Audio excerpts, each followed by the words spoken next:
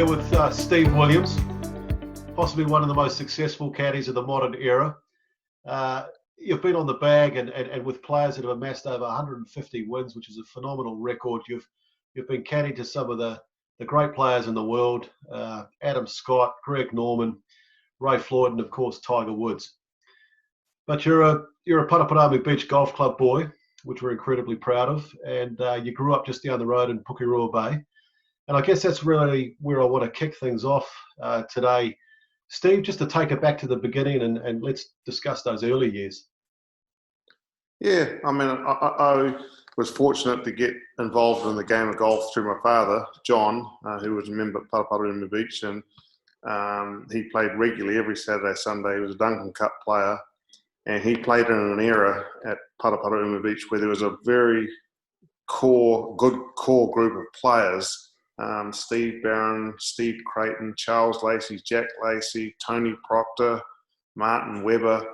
There was a very good core of players, and they were all good players. And I quickly got sort of engrossed in the game, watching all these good players. As a caddy, I started off caddying as a junior there, and they had a good caddy program at the golf course. So every weekend I was caddying up there, but also getting to watch some pretty good players, and that's how my love for the game and caddying came about. I mean, most people grow up and want to be a player, which at some point I entertained that thought, but I just had a fascination with caddying right from the get-go. It was sort of a core group of members that I used to caddy for there. Eric Fraser, Colin Wilson, Alan James, of course. Actually, even one of the female members, Elsa Hodson, used to caddy for her. Dick Warren.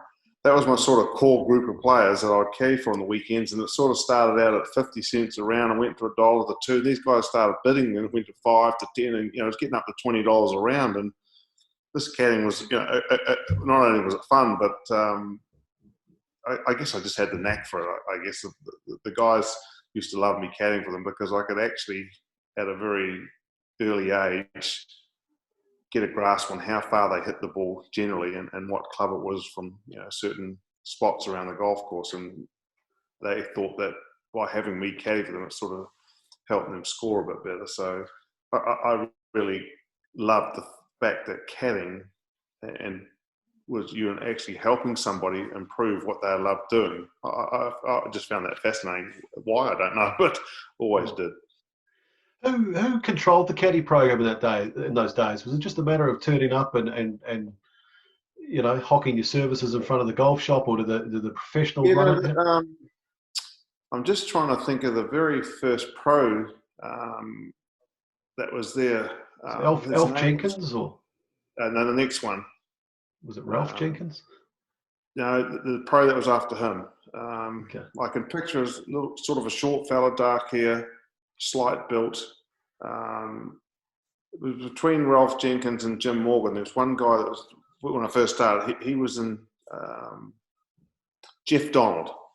Okay, the Duck. So every Saturday, Sunday morning, we would report to the pro shop at 7 to 7:30, and he'd have a list, and that's how it kind of worked. Yeah, it was a very good program, and I think we've touched base before about maybe that's something that I think golf clubs should sort of get back into that. I think that would really help grow the game in the junior ranks and get people into the game.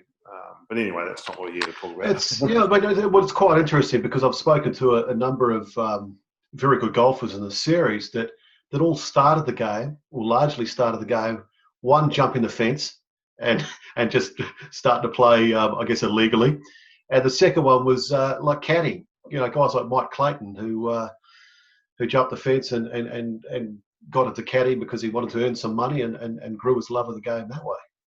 Yeah, well, look, when I was caddying at Paraparaumu Beach, you couldn't play till after, I can't remember the exact time, but as a junior on the weekends, we couldn't play until after such a time. I'm not sure it was 3 o'clock, 4 o'clock, unless you were playing with members. You could play, if you were a junior and played with 3 of the members. So but as a group of juniors, you wanted to play together, there was a certain time. So that's why it was great. You go out and caddy in the morning, and then go and play in the afternoon after whatever time it was. I mean, it wasn't uncommon to caddy 36 holes in the summertime there, and then, head out onto the golf course at 6 o'clock at night and get an easy 18 in yourself. So I spent my whole entire youth at the golf course, either A, caddying, or B, looking for golf balls. I mean, I've searched that golf course high and low for golf balls, and that's how we used to make our pocket money. Yeah. It's quite interesting. We've got a suggestions book, and it looks like it dates back well into the 70s. But there's an entry there in 1977 from a young Steve Williams, suggesting that the club should treat their juniors a little bit better. And there was a reference to Judgeford down the road. Yeah, well, the conditions were very strict at Paraparaumu Beach as far as when juniors could play. And, in comparison to some of the other golf courses that were letting their juniors play more frequently and on a better basis. Like, of course, in the wintertime, you couldn't play after school because it was almost dark, and your golf was limited. So if you were a junior, and Paraparaumu Beach had a very good bunch of juniors, and they're all keen. And at some point, some of them went to Waikanae, some went to Otaki. Myself, I went to Judgeford for a little bit, just with the fact that you could play more. I mean, I think we all remained members at the club, but we went elsewhere to be able to play more regularly. When you sort of got a bit better, you didn't want to have to wait till, I believe it was like 3:30, 4 o'clock to play. And, like myself and a lot of the boys there, we weren't actually from Paraparaumu, and we took bus and train to get there and that sort of thing. So if you go somewhere else and get more golfing in the day than what you could there for a little while, but they did change. They did. I don't know what year it was, but things did change for the better. Now, you touched on Alan James there earlier. That was a friend of your father, I guess, and a good golfer at the time. And you caddied for Alan, and you also worked for him for a period there as well. Yeah. Well, Alan was a butcher on McLean Street there, and an avid golfer.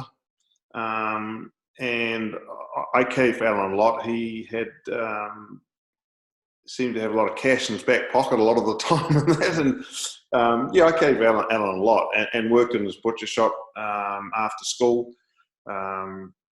As a youngster growing up, I was always intrigued in making money, and that came from caddying. And then, I used to work in the butcher shop. Anything I could do to make some money. I've always been intrigued in trying to make some money as a kid. And of course, at the time, I didn't realise that the money that I was making was going to actually afford me to go overseas and caddy, because obviously my parents weren't going to let me go overseas at the age that I did. But I had the funds myself, so I didn't have to get it off my parents. So that was very fortunate.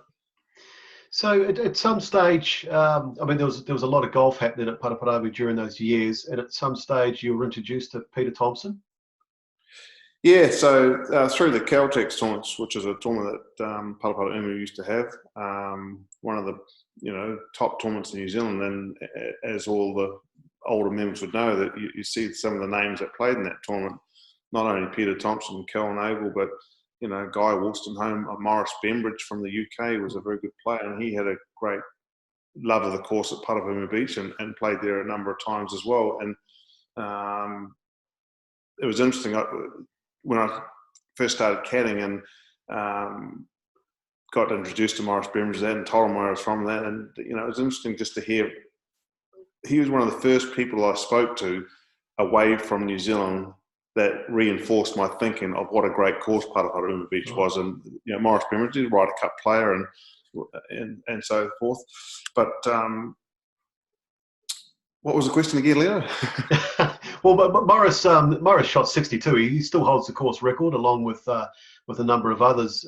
We were quite fortunate. We hosted Morris back at our course in the last couple of years, and he's got a fantastic record there. But yeah, he was one of those players that came out, and obviously Peter Thompson was as well. Like you touched on it, and you got a chance to get on the bag with Peter Thompson. Oh yeah, sorry. That's how it all started. And look, it's a very true story. It sounds, what made you decide, or if someone asked me what made you decide to be a golf caddy, and it happened in one particular week. It was 1976. The New Zealand Open was held at Royal Hiratonga, and my father had met Peter Thompson through the Caltex tournament, and he arranged for me to caddy for Peter at that Open at Hiratonga. So I caddied for Peter. I was 13 years old, and he was amazed that someone of that age had the ability to calculate whether, we didn't have a yardage book, or anything. I didn't carry a yardage book, didn't know what a yardage book was, but had the ability to calculate from certain distances what club that he should hit. And he was quite amazed with that. And it was just a great experience, playing golf at Paraparaumu Beach. You'd heard so much about the likes of Peter Thompson, Bob Charles, Cal Nagel, Billy Dunk and these guys, and to actually go to a golf tournament and caddy for one of these guys and be up against and play with some of these guys, it was just amazing. And Peter played very well that week. He finished third in the tournament. At the end of the week, it was the last tournament of the calendar year, and he gave me $150. Now, at that particular time, I think I was getting between $2 and $5 a round at Paraparaumu Beach caddying. And not only that, he gave me all his practice balls, and they were Balada B51s. Yeah. No, actually, a combination of B51s done up 65s, I think they were. And, that's like giving you 50 golden eggs. When we were kids going through the drains on 10 and 11 and the hazards on 13 and 16 and down the left of 7 at Paraparaumu Beach. And, when we used to come across one of these balls, that one of these Balata golf balls, it was like a golden egg. And he all of a sudden gave me 50 of these golden eggs. Yeah. And he gave me his golf bag. And, it was just as a 13-year-old kid, all of a sudden be given $150, 50 of these golf balls and his own golf bag was just, it was incredible. And right from that moment, I knew nothing about caddying as far as a profession, but right that moment, that is what I decided to do. And it was the next year that I was caddying for Peter again. Through that association of that event, I got to caddy for Peter again at the Air New Zealand Shell tournament up at Titirangi. So that was my first experience of being away from home. I got billeted by a member of the golf course at Titirangi, which I could walk to from their house to the golf course. So that was no problem. Took the bus up from home up to Auckland, got met by those people, and they billeted me for a week caddy for Peter at Titirangi. And through that tournament, he played with Graham Marsh, another regular visitor to our shores, and at the time, one of the players who had success not only in Australia and in Asia, but actually in America, played a bit American. He had an American caddy, a guy by the name of Nick DePaul. Some people might be familiar with Nick, caddied a long time for Severiano Ballesteros, amongst other players. One of the best caddies that there ever was. And I talked to Nick about how do you become a professional caddy, and he was so helpful. He explained to me what you do, how you go about it, what it involves, what it entails, and that was the next year, 1977. And that's not only did I know that you could caddy for a living, now I had someone tell me what it entailed, and that was my dream. I just caddied more at the golf course and looked for more golf balls and did everything I can, knowing that I was going to have to save up my own money, because when I told my parents that's what I was going to do, they were always telling me, well, that's going to come after you go to university. And I'm thinking, well, there ain't no chance. I'm heading out of here. It's the day I turned 15, which I did. In hindsight, that's it'd be a foolish thing. I mean, I wouldn't let my son go out the door at 15 and head over to Europe like I did, but I had my mind set on it. And it was one of the funniest things, Peter Thompson realised that I had a bit of a knack for caddying, and he knew that I loved it, and he could sense that that's, a couple of years later, he knew that's what I wanted to do. And he just said, son, I'll give you one bit of advice. Caddying's great, but please complete your education. Yeah, right. So many, many years later, when the President's Cup in 2013 was played at Muirfield Village in Ohio, It's the first time that my son met Peter Thompson at the hotel there one night. And Peter said he said, I told your dad these words in 1978, I think he said, and he told my son the exact same words, word for word. It was just priceless. Yeah. So, how did you transition from caddying for the likes of Eric Fraser, Alan Jones? How did you transition into the professional caddying ranks and doing it for bigger money and moving abroad? Yeah, well, first of all, there used to be a lot of pro-ams around the place. There was one at Paraparaumu Beach, and Levin had one, Taki had one. We had pro-ams. There seemed to be a lot of pro-ams now. You just, as a kid, you just go along to some of these tournaments and carry or push the trundle of a pro. Caddy for Barry, Vivian, Craig Owen, Simon Owen at these pro-am tournaments and that, and just to get a bit of knowledge and a bit of experience. But through that Nick DePaul, I realised he told me exactly what I got to do. So, I caddied for Peter in New Zealand here, and then I went over and caddied from an Australian Open, and just sort of started from there. I was only a kid. I went and caddied for Peter at the Australian Golf Club. I was 14 years old. Same thing. I got billeted as a member there, and from there I just worked out how you did it. It was not as difficult as it seemed. It's just, it was a bit intimidating to travel overseas as a youngster. But there was no problem getting bags in that. It was quite, it wasn't like today. If you turned up at a golf tournament, you'd never get a bag, but there wasn't as many caddies around. So it was easy to get to a golf tournament. You just familiarise yourself with the players who are the better players and, just get a job. And at that stage, were you looking at Europe? Were you looking at America? Did you have things mapped out in front of you? Did you say, hey, I want to go and caddy for that guy one day? Did Steve Williams set goals and have plans? Yeah, look, my father was instrumental in telling me, whatever you do it to the best of your ability. And he, as a youngster, I was always fit. I used to run from Pukerua Bay round to Plymouton, round the foreshore there, countless times a week, and take the train back. Time it.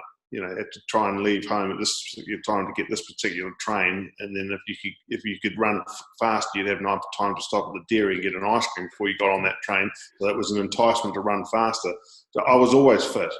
And my father was instrumental in telling me, if you keep yourself fit, keep yourself sharp, you'll do well at whatever you do. But I just wanted to be a caddy to start off with. But as soon as I got into it, I envisaged that at some point I wanted to caddy in America. But it was a closed shop to get into America. I was one of the first foreign caddies to actually work there legally, which may seem strange, but it was true. I actually spent the time. It was costly to get a green card as a golf caddy, which I managed to do. Most guys were working there illegally, and a lot of guys that were working there, immigration would come to the golf course a couple of times a year and do like a raid sort of thing. And those guys that were caught working illegally, spent 2 to 5 years where they couldn't come back to America. But I was fortunate from day one that I went there. I did it properly, so I was able to caddy there. But, things transpired very quickly. I went to Europe to start off with and, caddied for, just week to week caddying for different players. That's how it used to go back then. You sort of, you caddy for a guy and for a few weeks, and there was no such thing as a permanent job sort of thing. And if one guy came along, gave you a better offer, you moved on. There wasn't sort of the loyal thing that evolved in years to come by. But I caddied for a number of players, Michael King. Actually, the very first guy I caddied for, and the very first tournament I caddied for in the UK, it was at the Lawrence Batley International, at a course called Bingley St Ives. I caddied for Noel Ratcliffe, an Australian journeyman guy. I think I caddied for him for 1 or 2 weeks, and you just move. And then I caddied for Ian Baker Finch for a little while. Came back to Australia and caddied for Ian Baker Finch, and during that time, it was about 1980, caddying for Baker Finch in some tournaments in Australia, that he was paired with Greg Norman, and Greg took a liking to what I was doing, and so I started caddying for Greg. I started caddying for Greg in everywhere he played except the United States. He had a caddy in the United States, and I had no work visa in that. And after caddying for Greg for a couple of years, I was under the impression that it was probably better for me to caddy just for him outside of the United States, because he was a pretty tough character to caddy for. And of course, I'm young at this stage. When I started caddying for Greg, I'm 17 years old, and he was a hard taskmaster, and I was quick to realise that it was probably, like I said, in my best interest just to caddy for him. He played a lot in Asia, Europe, and Japan, and Australia, and it was great. He used to, I think, if I caddied for him for 50 tournaments in Australia, he probably won 45 of them. And he was, in his prime, he was hard to beat in Australia, and he played a lot in Australia, and it suited me down to the ground. It was great, but eventually he talked me into caddying for him in America. It was, look, he's a great guy, but he's one of the hardest guys to caddy for, and it was a known fact on the tour that he was a hard guy to caddy for, Greg. And unfortunately, or fortunately, however you look at it, only lasted a couple of years caddying for him full time in America. But things transpired, and I learned a lot from caddying for him. I would never have like going from the likes of Peter Thompson and some of these lesser known pros to caddy for someone like Greg Norman. He actually taught me more about the game than anyone else I caddied for. He was the best driver of the golf ball with the wooden driver. Well, it's a world-class driver of the golf ball, but he was great. He treated me like a son and almost like an apprentice, if you like. And he explained to me how you hit the shot, why I hit the shot, why the ball comes out like this. And he was absolutely fantastic to caddy for from that perspective. But on the golf course, he was a hard man to caddy for. So, but things moved on, and I went straight away from caddying for him. He let me go in a tournament in Japan. We sort of had a massive argument on the golf course in Japan, and that was the end of that. And 2 weeks later, I was caddying for Raymond Floyd. So one thing opened.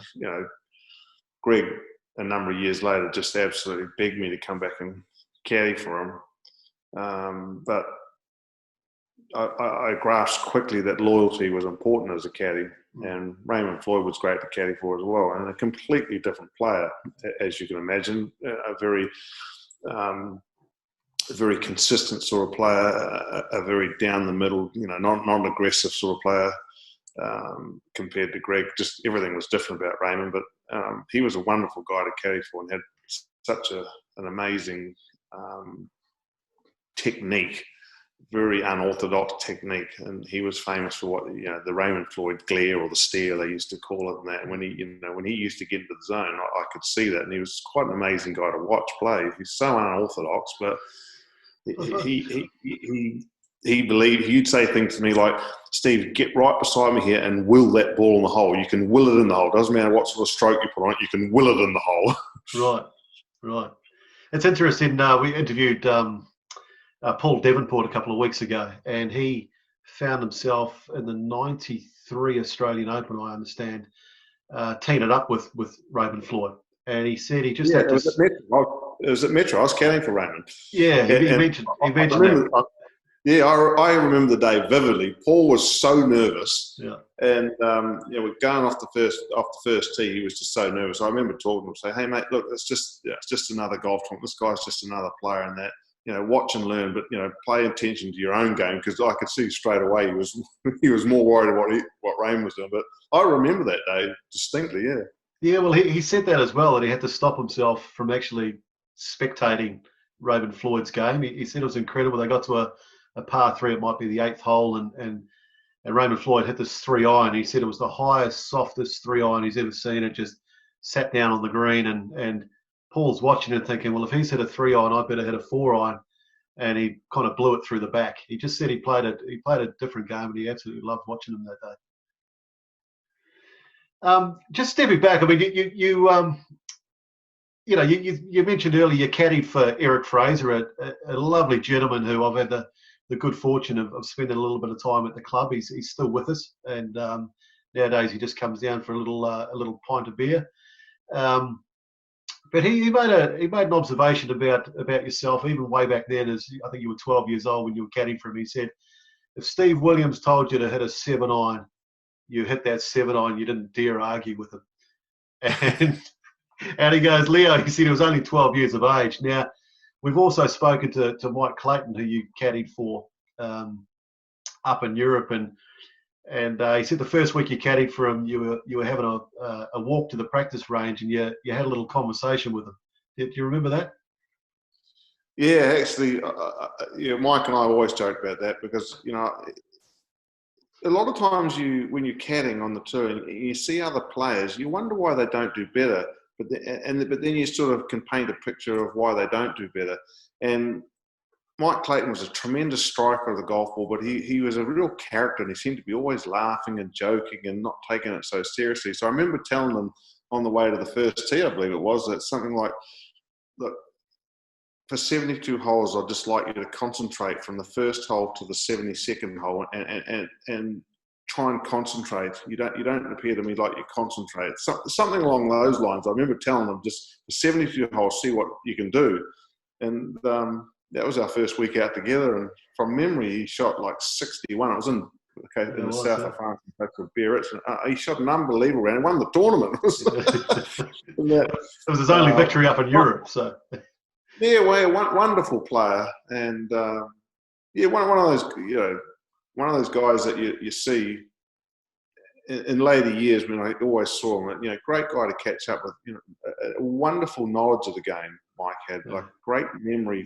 I don't think I've probably come across anyone with like a professional golfer with such a deep knowledge of the game as Mike had, and it was like a really good guy to talk to. So how important in your caddying has that forthright personality been, that ability to I guess, you're working for someone, Mike's the boss. As Mike said, he was 26 years of age, you're only 20, but here you are telling him to clear his mind and to concentrate and to hit the clubs that you give him. How important have you found it that forthright attitude towards your players? Yeah, well, look, I mean, that's, everyone that I've caddied for would tell you the same thing. That's my trait, if you like. If I tell you it's a 7-9, I mean, you hit a 7-9 sort of thing. But that trait has been built on thorough preparation. I've taken an extensive amount of notes from every player that I caddied for. And that dates back to my days at Paraparaumu Beach. I used to have a little notebook, I remember a little orange notebook, and I used to have the players that I'd caddy for in that book. There was like a handful of players. Like I said, there was Dick Warren, Alan James, Colin Wilson, Eric Fraser, Mighty Mouse, we used to call him, and I'd keep notes, what they'd hit off the second hole, off the 5th hole, the 14th hole, the 16th hole, from this bush here, from this tree. I used to write all this stuff down. That's how I didn't know how far it was. They didn't have those plaques in the ground that they do now. There was just sprinkler heads and various other things. But I used to write all these things down. So even though I didn't actually know how far it was, I knew from that point to this point, this guy hits an 8-iron in normal conditions. And I'd write all this stuff down. And that's what I did when I first started caddying. I just kept a thorough knowledge of everything the player that I was caddying for. What was he feeling? What was his mood that day? And how did he warm up on the range that day? And all this sort of stuff. And you ended up with a picture of everything they did. And you could see what was coming before it come along. I knew when a guy was going to play it well or when he wasn't going to play it well. I wrote so much stuff down.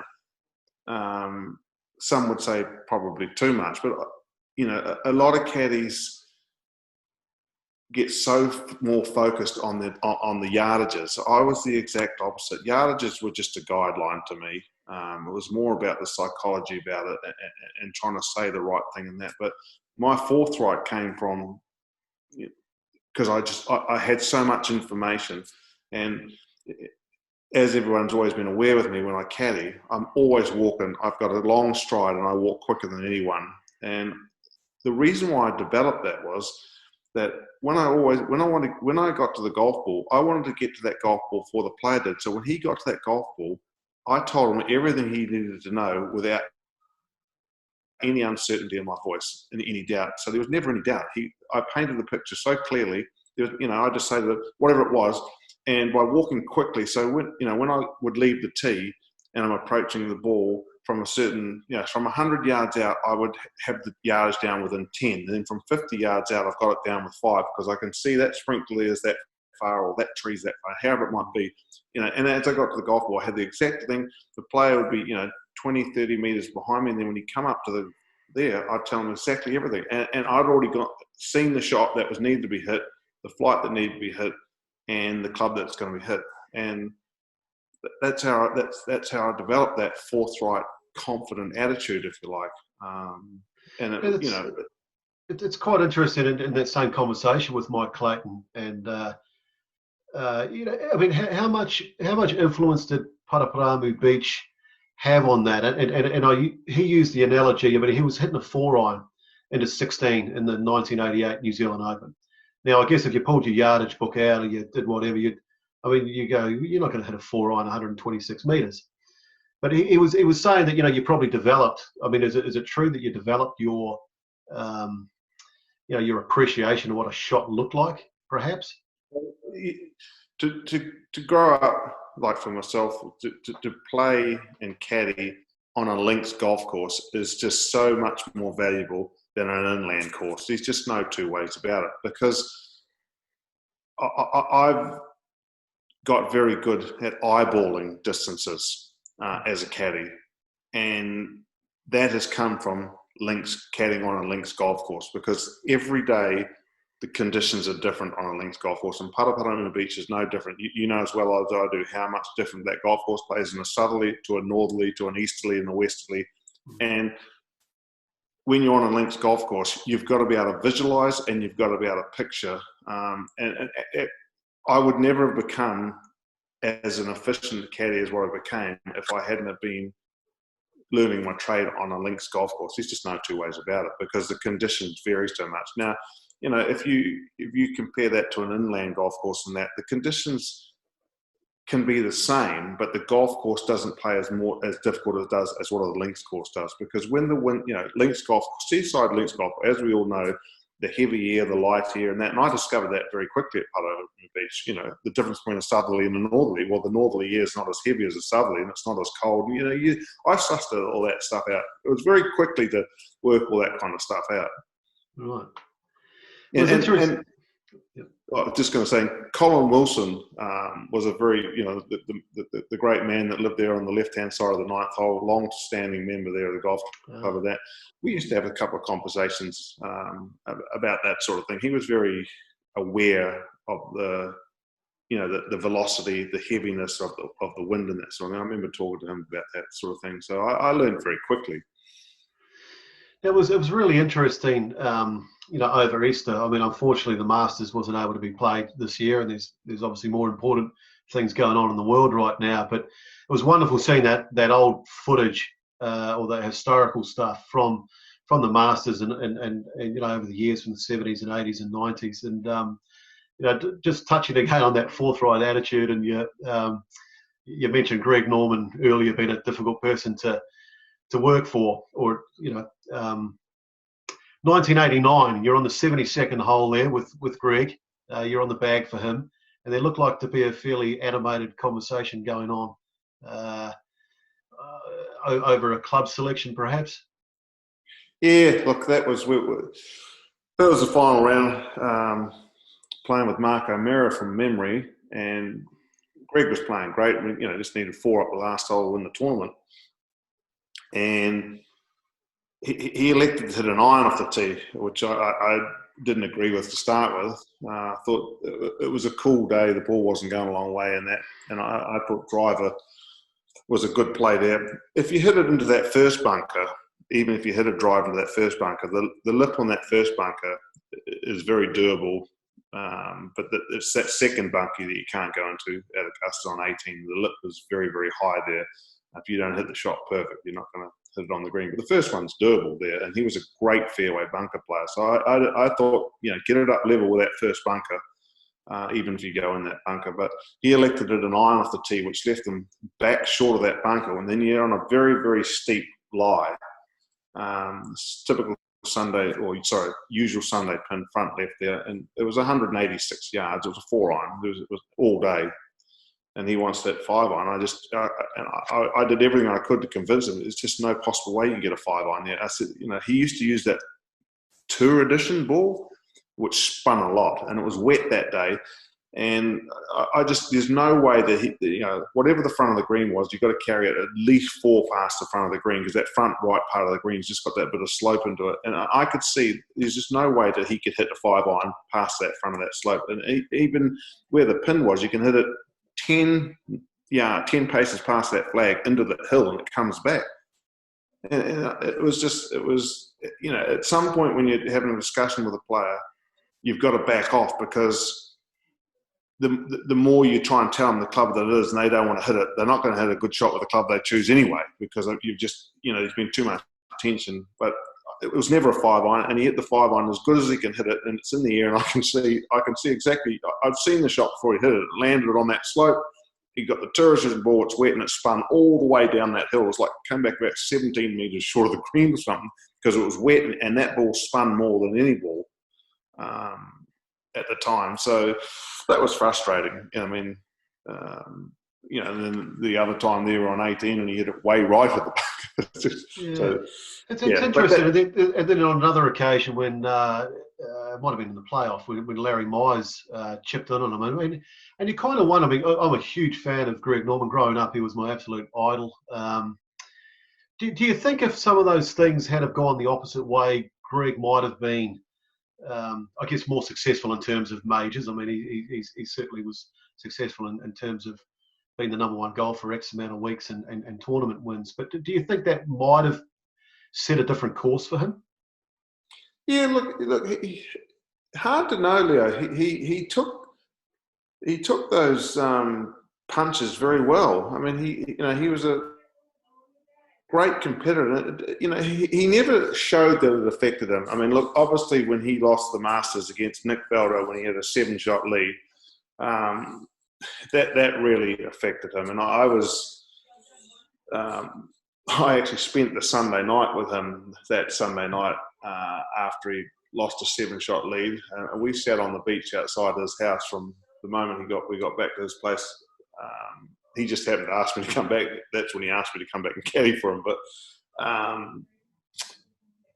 look, you don't know. I mean, I often think that Tour Edition golf ball that he used, although he was immensely successful, I think if he had been playing a different golf ball, things might have been a whole lot different. That ball spun so much, and he was a prolific spinner of the golf ball anyway. So the way he had to map his way around a golf course was somewhat different to a lot of players, because he had to always hit it past the hole when it was soft, because it spun so much. And if he used the ball with less spin, I think he could have been a far greater player.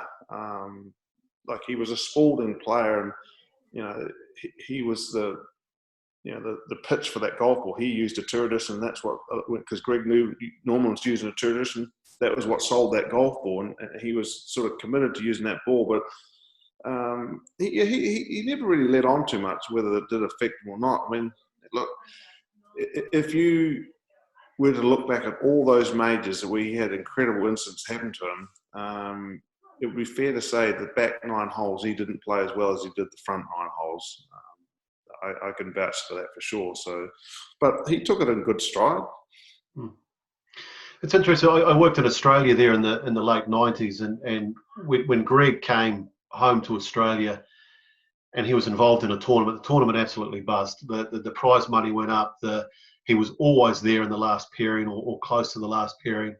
It had it was an incredible. The tournament really came alive. Now, I was inside the ropes with him in '95 when he won at Kingston Heath, and I'd always heard about this aura that he had, and if he walked into the room behind me right now, I could probably sense that he was there. Well, he was playing against John Daly in the third round, and I've never felt electricity around someone like I did with Greg Norman that time. That's the only time I've ever been close to him. I mean, what was it like? Is that a fair comment?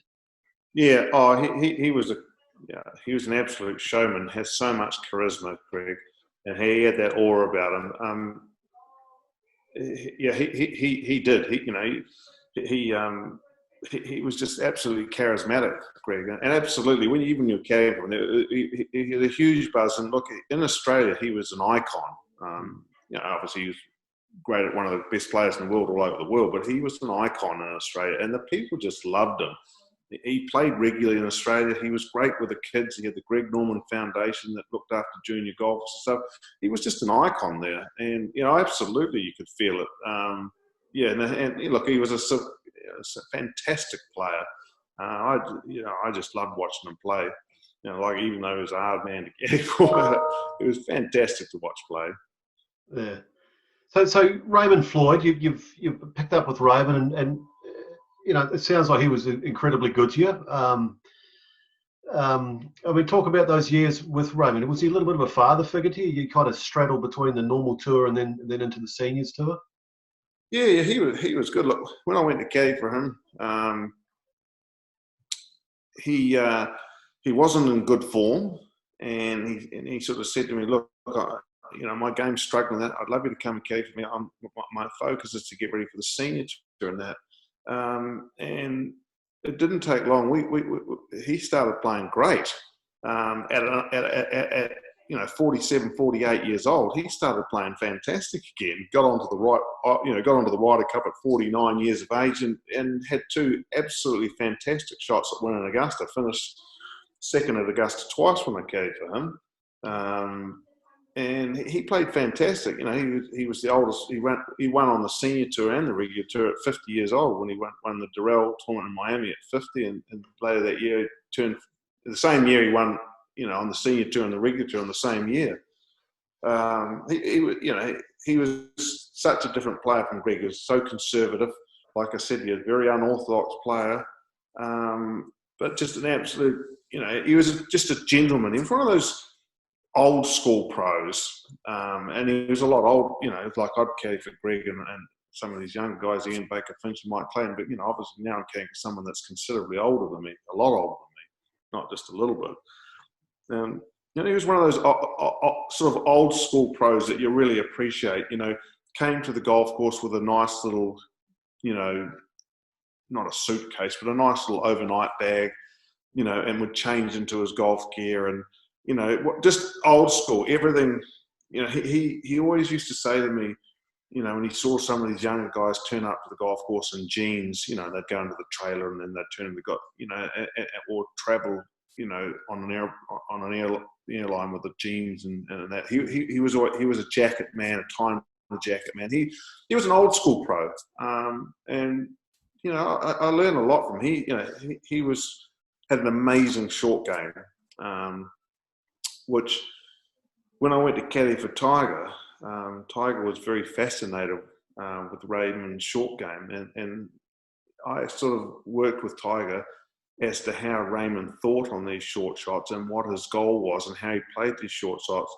And Tiger referred to it as Raymondo, and when he'd have a chip shot, he goes, "This is a Raymondo shot here." That he took on board a lot that I'd learnt from Raymond into his own short game and became very proficient. When I first went to caddy for Tiger, he just chipped with a 56. Every shot he hit he chipped with a 56, which is not uncommon.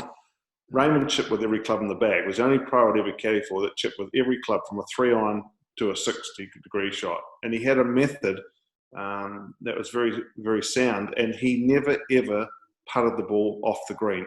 Always chipped it. If it was 6 inches off the green, he would he would chip. He'd never putt the ball, and he chipped in more than anyone you've ever seen.